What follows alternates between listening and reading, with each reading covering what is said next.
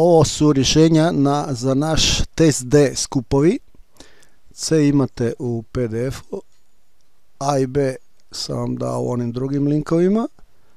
Da vidimo sad, ovo je test D. Imate još dodatak našu web stranicu o skupovima. Znači, ovoga samo otvorite na PC-u i raširite prek cijelog ekrana ili laptop. Rezoluciju staviti na HD i možete vrtiti napred nazad, zaustavljati sliku, dakle ko da je test pred vama. Na kraju videa ću vam dati link na stranicu.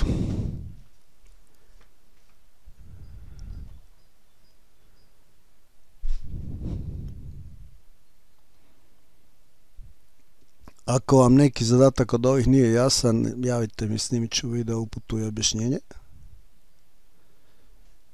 Znači, treba izrješavati sva 4 naša testa, ne birati samo neke zadatke ili skakati napred nazad, riješite sve, proučite, ima razloga zašto smo to tako postavili. Onda proraditi svu pripremu što ste dobili i redovito pisati zadaće i vježbati bar 15 minuta dnevno. To vam je ključ po kojem ćete imati stalno 4-5 iz matematike. Da, to je to. Test D. Idemo sad na stranicu. Dakle, prebacimo se mim.sraga. Znači, mim.sraga www.mim-sraga.com i onda tu otvorite. Pa kliknemo na 5. razred i ovdje gore lijevo imate skupovi, otvorite skupove i gledajte sad, klik na ove slike otvara vam video uputu u svaki ovaj zadatak.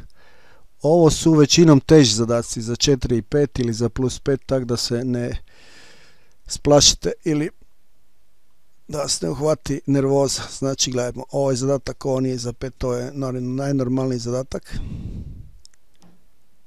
I otvori vam se video uputa. To je to. Kužimo. Eto, to vam je to.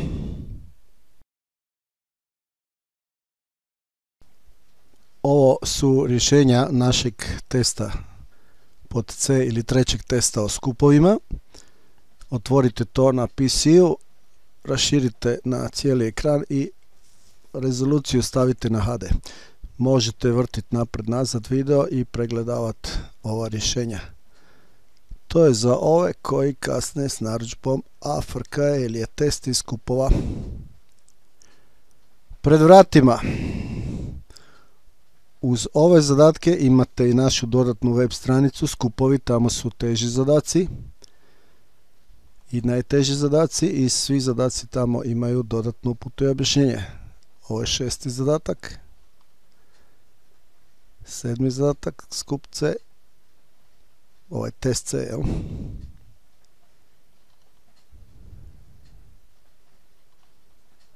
Samo zaustavite video i pregledavajte.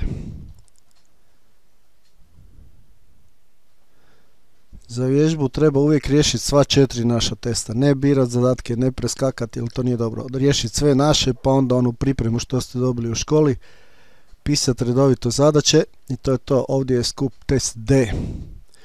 Ja sad sam snimio C, a C imate.